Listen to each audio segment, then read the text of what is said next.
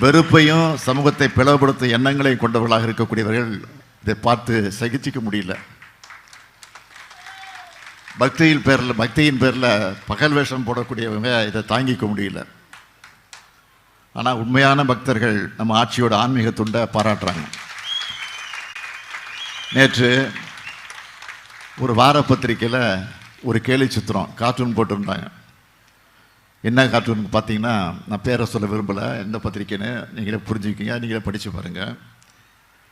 நான் காவடி எடுக்கிற மாதிரியும் அமைச்சர்கள் எல்லாம் அழகு குத்திக்கிட்டு இருக்கிற மாதிரியும் தரையில் உருளுற மாதிரியும் கார்ட்டூன் போட்டிருக்கிறாங்க. அதை பார்க்கும்போது எனக்கு சிரிப்பு வரல, ரொம்ப பரிதாபமாக இருந்துச்சு.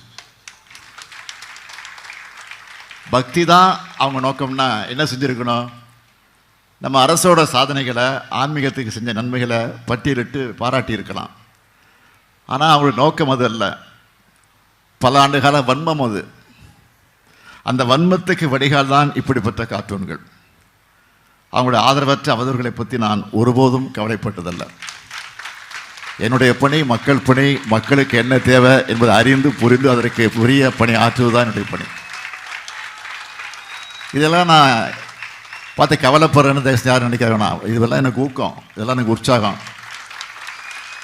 இன்னும் எங்களை கேலி செய்யுங்க, கிண்டல் பண்ணுங்க, கொச்சைப்படுத்துங்க, விமர்சனம் பண்ணுங்க, நாங்கள் அதை பற்றிலாம் கவலைப்பட தயாராக இல்லை.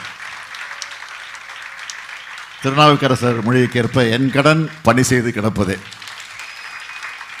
நாம் தொடர்ந்து உண்மையான பக்தருடைய நலனுக்காக செயல்படுவோம் என்ற அந்த உணர்வோடு இங்கே மணக்கோலம் கொண்டிருக்கக்கூடிய மணமக்களை நான் வாழ்த்த கடமைப்பட்டிருக்கிறேன். எல்லா வளமும் பெற்று இந்த மணமக்கள் சிறப்போடு வாழ்ந்திட வேண்டும். ஒருவர் புரிந்து கொண்டு விட்டு கொடுக்கின்ற மனப்பான்மையோடு நீங்கள் வாழ்ந்திட வேண்டும். இன்பமான வாழ்க்கையை வாழுங்கள். அதே நேரத்தில் உங்களுக்கு பிறக்கக்கூடிய குழந்தைகளுக்கு அழகான தமிழ் பெயர்களை சூட்டுங்கள் என்று என்னுடைய அன்பான வேண்டுகோள்.